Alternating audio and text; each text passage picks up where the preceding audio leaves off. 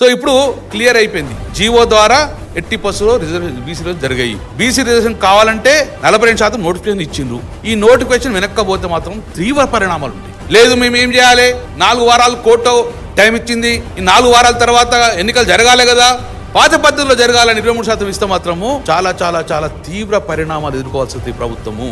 మళ్ళీ చెప్తున్నాం, అన్యాయాన్ని భరించాం, ఈ అవమానాన్ని మేము భరించలేము. కాబట్టి డెఫినెట్ గా 42% రిజర్వేషన్ అయ్యేదాకా మాకు ఎన్నికలు అవసరం లేవు.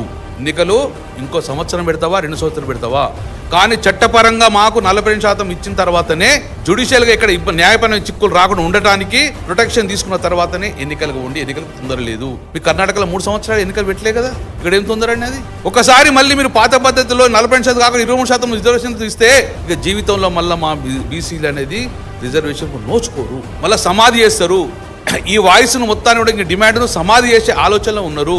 కాబట్టి సూటిగా కరెక్ట్ చెప్తున్నాం, ఢిల్లీకి కదలండి, మేము మీతో వస్తాము, మీరు ఏది కూర్చుంటే అది కూర్చున్నాము, కానీ ఢిల్లీకి వెళ్ళి రిజర్వేషన్ తర్వాతనే తెలంగాణలో అడుగు పెట్టండి. ఆ రోజు కేసీఆర్ గారిని మళ్ళొక్కసారి చూడండి, ఆంధ్రప్రదేశ్ రాష్ట్రంలో వెళ్తున్నా, తెలంగాణ రాష్ట్రంలో అడుగు పెడుతున్నా ఒక నమ్మకంతో వేయండు. మీకు నమ్మకం లేదా?